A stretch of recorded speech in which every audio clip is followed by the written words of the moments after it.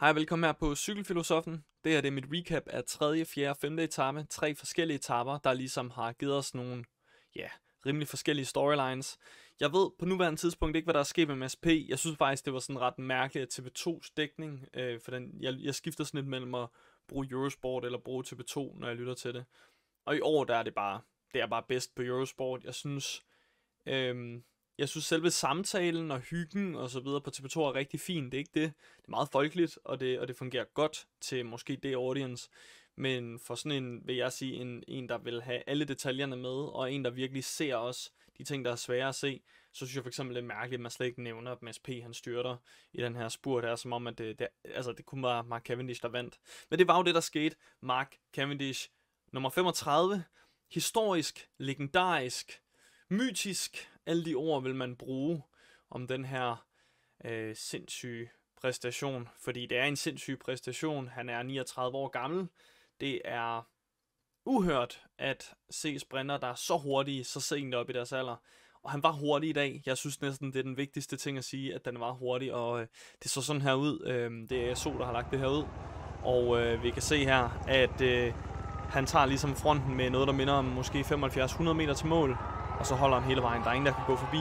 Det vidner både om og det er en modvindspurt, så det vidner om en høj topfart, og det vidner faktisk om en Mark Cavendish i hans nærmest lige så god tilstand, som da han vandt 4. Så det er jo helt åbenlyst, at han kan vinde flere, han kan udbygge hans rekord, men nu har han den flest etapesejre, så tillykke til Cav. Sørgeligt, vi kan se, at Mads P. han styrter hernede bagved. Jeg håber 7-9-13, at Mads P. er okay, men med et højhastighedsstyrt, så kommer han helt sikkert til at være mindst forslået af det, og worst case scenariet, så udgår han, men det ved jeg ikke noget om her, så ja, jeg skal nok lade være med at sidde og spekulere alt for meget, men det var ikke godt, at Mads han selvfølgelig styrtede. Men hvis vi hopper tilbage og lige snakker lidt omkring, hvad der skete på 4. etape. Ja, hvis vi hopper til 4. etape, så kan vi se, at GC-mæssigt så ligger Vingegaard altså 50 sekunder efter, og Evenepoel han faktisk rykker lidt frem. Jeg synes, det er interessant, hvad vi lærte fra den etape her. Så min takeaways, det var, at Pogacar er den stærkeste, sådan helt åbenlyst. Vingegaard er næsten lige så god som hans top niveau. Det var meget tæt på, at han holdt over. Der er mange, der har sagt, at hvis de bare havde sat tempoet tidligere, så havde Pogacar kunne køre endnu længere væk. Og det er måske rigtigt nok, han så i hvert fald ikke helt tømt ud på toppen, men samtidig så virkede det til at være utrolig veltimet angreb i forhold til, hvor lang tid han selv kunne køre på max limit. Vi ved jo ikke, om han havde en halv kilometer mere i sig. Det kunne sagtens være, at han bare havde timet det til perfektion over toppen. Udover det, så kan vi konstatere, at Pogacar nedad, og Vingegaard nedad, de er basically lige gode, som det ser ud lige nu. Men Remco Evenepoel, han mangler noget. Til gengæld synes jeg også, vi har lært, at Evenepoel, han er nok i hans livs form lige nu. Han kører sindssygt stærkt på det der flade terræn, og nu har vi set 2 gange, at han faktisk kommer bagefter alene skal lukke en gruppe og gøre det, og det vidner om, at han er fantastisk lige nu, Evenepoel. Der er nogle etaper, der kommer til at ligge bedre til ham og hans force og hans styrker, men jeg synes faktisk, at man kan argumentere for, at Evenepoel skal prøve på noget af det flade nu. Fordi han har bare vist, at hvis det er en kuperet, der kommer en kuperet etape her med et par dage for eksempel, og der kommer også flere sådan nogle rigtig gode sådan mellemetapper, eller hvad vi skal kalde dem, med lange bakker, eller små bjerge, eller hvad vi skal sådan lidt anderledes, lidt mere baskerlandet rundt-agtigt terræn. Og ja, når vi kommer til det terræn, så ved vi, at Evenepoels motor lige pt. Den er perfekt. Så spørgsmålet er, om man kan holde formen til de etaper kommer, og hvorvidt at han får lov til at ligesom spille ud på noget tidspunkt.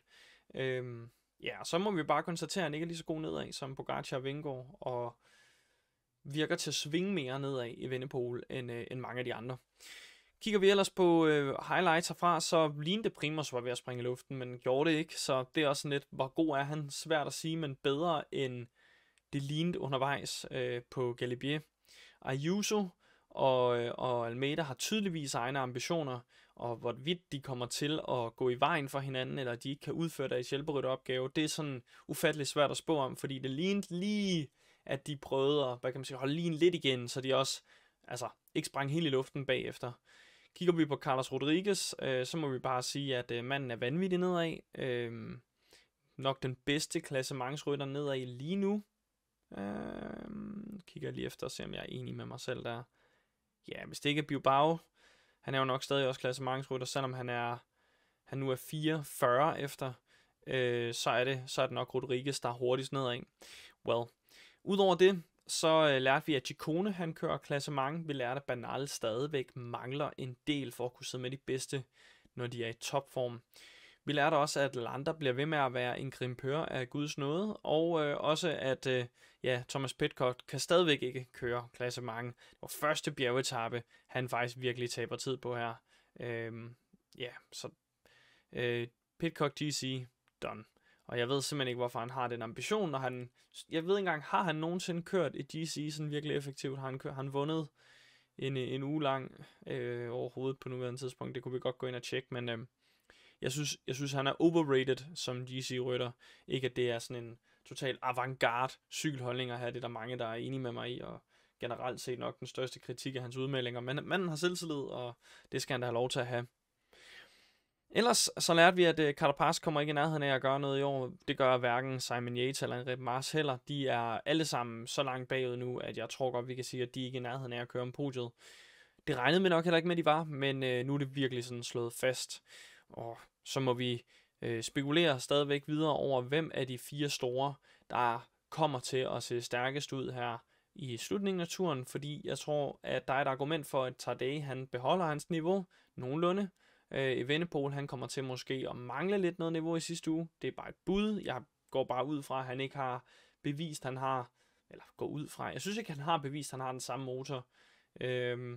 Selvom da han vandt Vueltaen, var det overbevisende, så var det stadig ikke mod Pogacar og Vingegaard.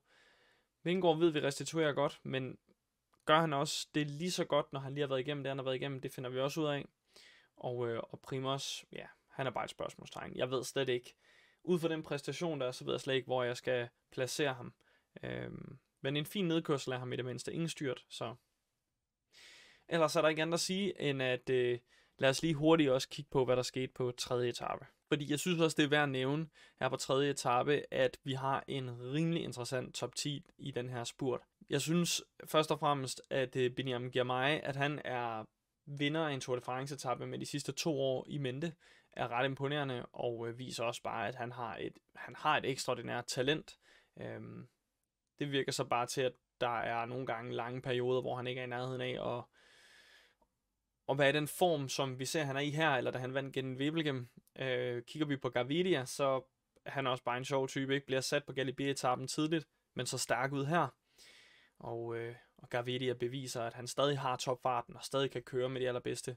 De lige viser også det samme, at han faktisk er ud af ham, og de andre, der deltog, skulle jeg til at sige, det belgiske mesterskab, der stiller op her i turen, så var han stadig den hurtigste. Mads P, 7.13 af Mads P, han stadig stiller op i morgen, og ikke har brækket kravben eller et eller andet, men bliver 4, ligner en vinder, men selvfølgelig med de der 2 spurter, han får kørt inden for de sidste 600 meter, så er det sådan åbenlyst, at det ikke kan lade sig gøre, eller det burde ikke kunne lade sig gøre heller. Gruneviken var ikke så farlig, som vi regnede med, og så var det godt at se, at Fabio Jakobsen var der. Nu hvor vi ved, at Mark Cavendish vandt, så gør det ikke lige så ondt, at han ikke rigtig fik lov at deltage her. Så det var det, jeg har. Så det var det, jeg havde at sige til Så det var det ligesom at sige til 3., 4. og 5. etape. Så det jeg kommer til at kigge frem imod her de næste etaper, det er hvorvidt at Mads P. han er okay.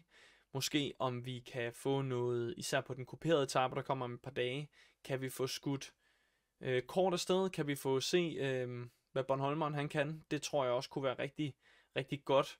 Og hvis vi skal sådan se lidt længere frem, så vil jeg også kigge på den der enkeltstart. Jeg tror, at der er en chance for, at Evenepoel er meget tæt på at komme foran Pogacar efter den enkeltstart. Så det bliver spændende at se, hvad der sker, men jeg har ikke mere at sige nu, end tak fordi du har set med her på Cykelfilosoffen. Hvis du kan lide de her recaps, jeg laver, jeg ved godt, jeg ikke har lavet nogen hver eneste dag, sorry, men sådan er det altså. Nogle dage, der er der bare en masse at se til, og jeg har en masse desværre at se til i PT, som var uventet, men så er det bare ikke muligt at lave dem lige så frequently, som jeg havde lyst til at lave, men jeg kommer til at lave et recap af alle etaper, jeg kommer til at snakke om alle etaper, så jeg håber, at det her format, det virker for jer, og nu skynder jeg mig for at smide den her video ud, sådan at I rent faktisk har den i aften, og ikke først i morgen 2 timer før etappen starter eller sådan noget. Så, ciao, god aften, smid et like, hvis du kunne lide det, fortæl mig nedenunder, om du er enig i min analyse, og ellers er der ikke andet end at sige subscribe. Vi ses.